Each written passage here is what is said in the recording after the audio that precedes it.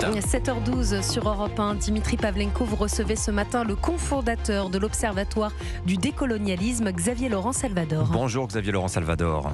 Bonjour Dimitri. Bienvenue sur Europe 1, maître de conférence en langue et littérature médiévale à la Sorbonne. Vous étiez venu nous parler il y a quelques mois du livre que vous avez co-dirigé Face à l'obscurantisme woke, qui avait connu cet ouvrage quelques mésaventures. Votre éditeur avait voulu en annuler la publication sous la pression de la gauche universitaire. Finalement, le livre a vu le jour. Mais cela illustre assez bien le sujet qui nous intéresse ce matin, la pression de l'extrême gauche sur le monde universitaire français. Ce n'est pas un hasard si Quentin a été tué aux abords d'un établissement du supérieur, en l'occurrence Sciences Po Lyon. Voyez-vous d'abord, le Xavier Laurent Salvador, ce genre d'affrontement à la Sorbonne où vous enseignez au cœur de Paris? Il y a en ce moment une tentation qui traverse la société et évidemment l'université de se radicaliser, de polariser le débat public. L'université n'échappe pas à cette réalité, mais vous avez raison de rappeler que l'horrible drame auquel a été confronté Quentin concerne un établissement bien particulier, c'est Sciences Po. Regardez depuis quelques années, Sciences Po Paris, Sciences Po Grenoble, Sciences Po Lyon. Il y a quand même à un moment quelque chose à dire de cet établissement qui se part des atours de l'université, mais qui est en réalité une imposture et qui s'autorise à faire ce que l'université ne fait pas. Mais nous observons à l'université une radicalisation de la pensée politique. Et effectivement, il y a une tentation d'instrumentaliser l'université pour en faire une source de caution des partis politiques et de leurs idéologies. Et c'est ça le grand danger auquel nous sommes confrontés aujourd'hui. Et malheureusement, Quentin en a payé le prix. Alors, on a un symptôme de ça, c'est le fait que Rima Hassan, donc figure pro-palestinienne, antisioniste de la France insoumise, puisse tenir une prétendue conférence qui était en fait un meeting politique au sein de Sciences Po Lyon. Et c'est d'ailleurs une tournée qu'elle a entreprise dans de nombreux établissements du supérieur en France. Qu'est-ce que ça dit de notre monde universitaire, Xavier Laurent Salvador ? Deux choses sans doute. La première, vous avez raison de le dire, c'est un meeting politique.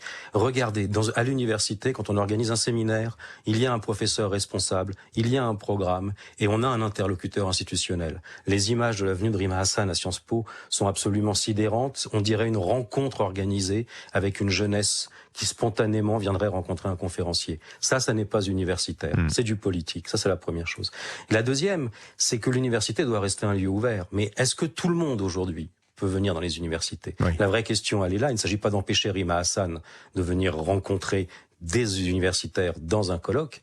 Il s'agit d'autoriser tout le monde à venir rentrer dans les universités. Or, il y a des enseignants aujourd'hui qui sont empêchés ou en tout cas perturbés dans leur travail. C'était le cas par exemple de Fabrice Balanche qui a témoigné de ce qu'il vit à Lyon 2. Est-ce que vous-même, Xavier Laurent Salvador, vous ou certains de vos collègues connaissez ce genre de situation d'une pression insidieuse, voire directe, venant de la part de certains étudiants ou militants politiques pour vous empêcher finalement d'enseigner?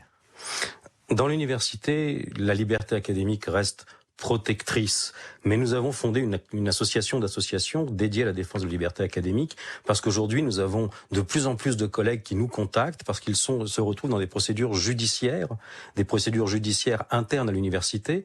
Vous savez, une justice disciplinaire qui est utilisée aujourd'hui pour museler, écarter, empêcher certains enseignants de faire leur service, empêcher les carrières, et c'est là que ça se passe. La rencontre avec les étudiants, parfois est conflictuelle, et le climat actuel de la campagne à venir, à mon avis, va radicaliser les tensions dans les 2 prochaines années. J'ai publié là-dessus sur le site de l'Observatoire dont vous parliez un article sur la violence. Je pense qu'on y va tout droit. Observatoire du décolonialisme, je rappelle le titre de cet observatoire que vous avez cofondé. Est-ce qu'on ne paye pas finalement dans cette radicalisation à l'œuvre? Alors déjà, on pourrait se demander si c'est véritablement nouvelle, car l'université a toujours été un lieu de politique, mais est-ce qu'on ne paye pas aussi la grande autonomisation des universités qui, pour la grande majorité, penchent à gauche, Xavier Laurent Salvador? Je crois que vous avez raison. On paye aujourd'hui le prix d'une autonomie dont l'université n'a pas vraiment les moyens.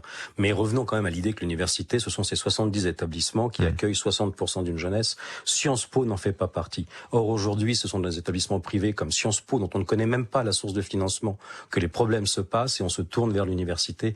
Et ça, parfois, je trouve ça cruellement injuste. Mais vous avez raison de dire qu'il y a une politisation de l'université, notamment à travers la transformation de la science en une démarche idéologique. On fait de la science quelque chose qui valide une pensée politique. C'est un lysenkisme. On ne travaille plus au service du vrai, mais du bien et du moral, et l'université devient un parti.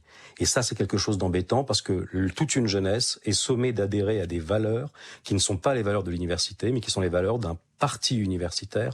Et c'est probablement là que se joue la confusion à laquelle on assiste aujourd'hui. Et vous, en fait, vous dites quand même, Xavier Laurent Salvador, en défense de l'université, qu'il y a surtout un problème Sciences Po. Vous circonscrivez de manière assez nette quand même le problème aujourd'hui.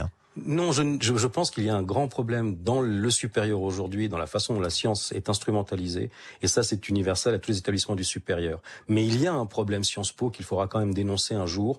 Le Sciences Po n'est pas un établissement du supérieur, on n'en connaît pas les financements, les gens qui y enseignent n'obéissent pas à l'éthique universitaire, ce ne sont pas des chercheurs, et on en paye le prix aujourd'hui parce qu'on ment à une jeunesse en laissant en quelque sorte cet établissement se parer du prestige, de ce qui pourrait faire le prestige des vraies universités. Merci Xavier Laurent Salvador de vos lumières ce matin. Donc sur l'antenne d'Europe 1, je rappelle le titre de l'ouvrage que vous avez co-dirigé, toujours d'actualité et passionnant, Face à l'obscurantisme woke.